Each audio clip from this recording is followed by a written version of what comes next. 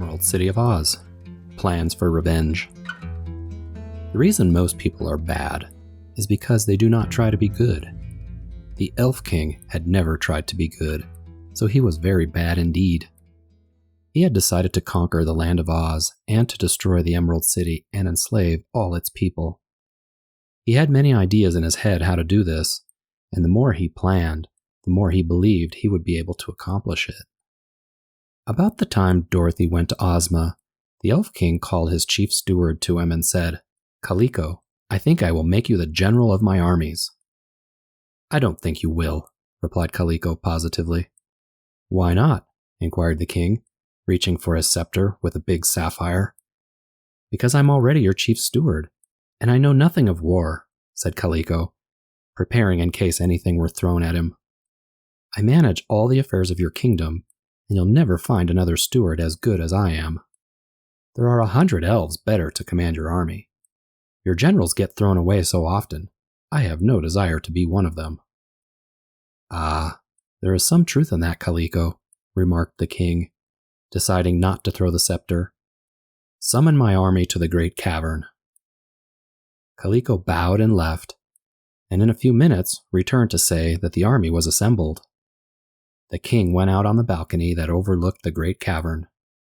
50,000 elves, all armed with swords and pikes, stood in a military arrangement. When they were not required as soldiers, all these elves were metal workers and miners. They had hammered so much at the forges and dug so hard with the pick and shovel that they had acquired great muscular strength. They were strangely formed creatures, rather round and not very tall. Their toes were curly and their ears broad and flat. In time of war, every elf left his forge or mine and became part of the great army. The soldiers wore rock-colored uniforms and were well trained and disciplined. The king looked out at his tremendous army, which stood silently before him with a cruel smile. He saw that his troops were very powerful. Then he addressed them from the balcony, saying, "I have thrown away General Blug because he did not please me. So I want another general to command this army. Who is next in command?" "I am," replied Colonel Crinkle, a handsome elf, as he stepped forward to salute his monarch. The king looked at him carefully and said, "I want you to march this army through an underground tunnel, which I am going to bore to the Emerald City of Oz. When you get there, I want you to conquer the Oz people, destroy them and their city, and bring all their gold and silver and precious stones back to my cavern. Also, you are to recapture my magic belt and return it to me.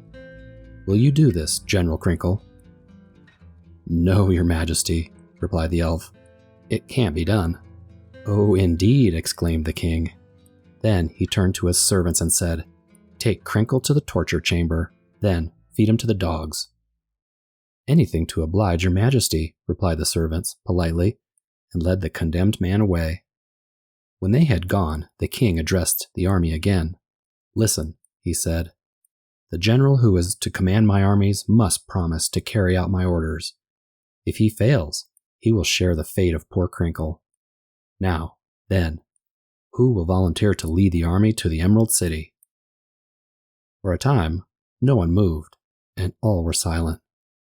Then, an old elf, with white whiskers so long they were tied around his waist to prevent them from tripping him up, stepped out of the ranks and saluted the king.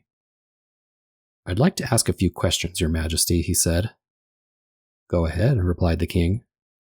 "These Oz people are quite good, are they not?"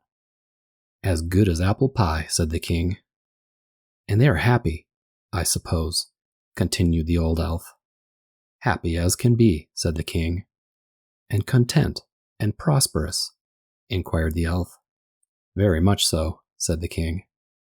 "Well, your majesty," grumbled the white-whiskered elf, "I think I would like to have this job.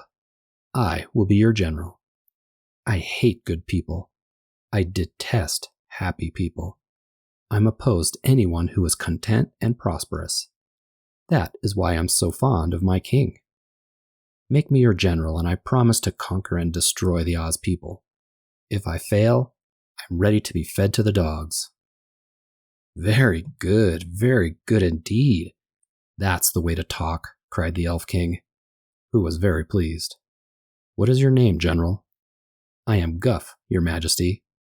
"Well, Guph, come with me to my private cave and we'll talk it over." Then he turned to the army. "Elves and soldiers," he said, "you are to obey the commands of General Guph until he becomes dog feed. Any man who fails to obey his new general will be promptly thrown away. You are now dismissed." Guph went to the king's private cave and sat down on an amethyst chair and put his feet on the arm of the king's ruby throne. Then he lit his pipe and threw the live coal he had taken from his pocket on the king's left foot and puffed smoke into the king's eyes and made himself comfortable. He was a wise old elf and knew the best way to get along with the king was to show he was not afraid of him. "I'm ready to talk, Your Majesty," he said. The king coughed and looked at his new general fiercely. "You are not afraid to act this way in front of your king?" he asked. "Oh no," said Guph calmly, and he blew a smoke ring that made the king sneeze. "You want to conquer the Emerald City? And I'm the only elf in all the land who will do it. I think you should be very careful not to hurt me until I have carried out the plan. After that, well, what then?" inquired the king. "Then you will be so grateful you won't want to hurt me," replied the general. "That's a good argument," said the king. "But what if you fail?" "Then it will be to the dogs for me." "I agree to that," announced Guph. "But if you do as I tell you, there will be no failure. The trouble with you, Your Majesty, is that you don't think carefully enough. I do. You would march through your tunnel into Oz and get defeated and driven back. I won't. And the reason I won't is because when I march, I'll have plans made and a host of allies to assist my elves." "What do you mean by that?" asked the king. "I will explain. You're going to attack fairy country, a mighty fairy country. They don't have much of an army in Oz, but the princess who rules has a fairy wand, and Dorothy has your magic belt. In the north of the Emerald City lives a clever sorceress called Glinda the Good, who commands the spirits of the air. Also, I have heard there is a skilled and powerful wizard in Ozma's palace. So, you see, it will be no easy task to overcome this magic."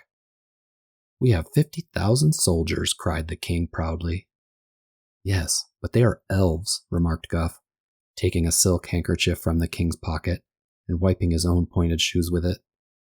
"Elves are immortals, but they are not as strong with magic as the fairies are. When you lost the belt, your power was gone as well. Against Ozma, you and your elves would have no show at all." The king's eyes flashed angrily. "Then away you go to the dogs," he cried. "Not yet," said the general, filling his pipe from the king's private tobacco pouch. "What do you propose to do?" asked the monarch. "I propose to obtain the power we need," answered Guph. "There are many evil creatures who have magic powers sufficient to destroy and conquer the land of Oz.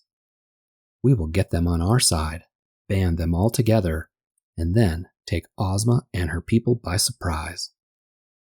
It's all very simple and easy when you know how. Alone, we would be powerless to the ruler of Oz, but with the aid of the evil powers, we will succeed." King Roquat was delighted with this idea. He realized how clever it was and laughed out loud like an evil genius. "Guph, you are the greatest general in all the land," he exclaimed, his eyes sparkling with sinister joy. "You must go at once and make arrangements with the evil powers to assist us, and in the meantime I will dig the tunnel." "I thought you would agree with me, my king," replied the new general. "I'll start this very afternoon with a visit to the Chief of the Whimsies."